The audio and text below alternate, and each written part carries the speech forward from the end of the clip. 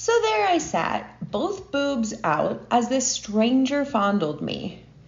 I mean, I know she's a professional and all, but how much schooling do you really have in order to become a lactation consultant? I mean, honestly, what is the schooling for that like anyways?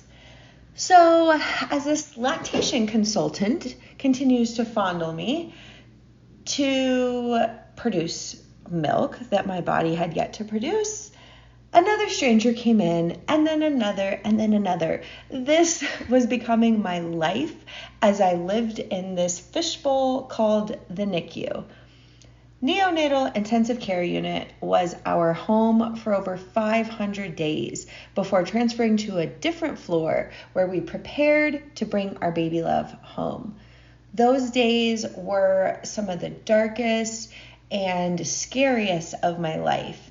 And I also learned so much about myself and learned so much empathy for other people.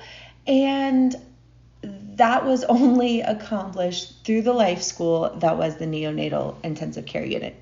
So as I sat there trying to get my milk to come in, proud of myself for every little drop of golden heaven that was coming out of my body, I was trying to do everything I could to help my little one fight for his life.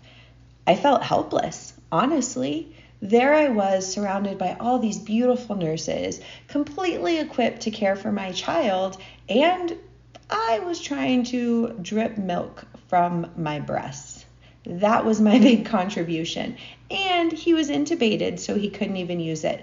The highlight of my day was when I took that little bit of milk from my body and put it on a cotton swab and fed it to him through the little incubator as I put my hand into that clear box where my baby lived, and he was connected to all the tubes and all the cords.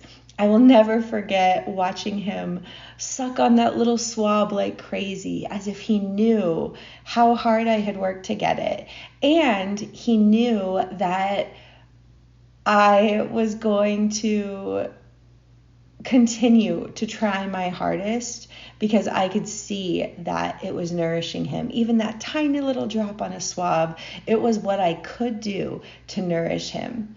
And little by little, we started adding things that I could do.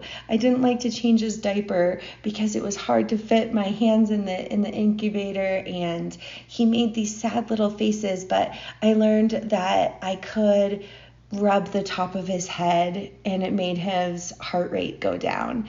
And I learned that if I sang to him, his oxygen rate went up. And I learned that I did have some power over the energy of the room, depending on how I chose to greet the staff and how I chose to greet my little one as he was developing in this world. Fast forward quite a few years now, I have a bundle of 5-year-old here in my house, still medically complex, but the joy of our lives. We love watching him grow. We love celebrating the little things like potty training. Pee-pee in the potty is a huge celebration over at our house. And doing things like spending all day off of the ventilator or not needing to go into the hospital for a cold. These are huge things that we celebrate now. And it was a journey to get there, and our journey is not over. But I look back at those moments, those dark and fearful moments, knowing that I lived through that experience. I'm stronger because of it. I have more empathy and knowledge that I can share with the world because of it. And I have this incredible little human here who's shown me how beautiful it can be when you fight for something that we often, as humans, take for granted. That is life.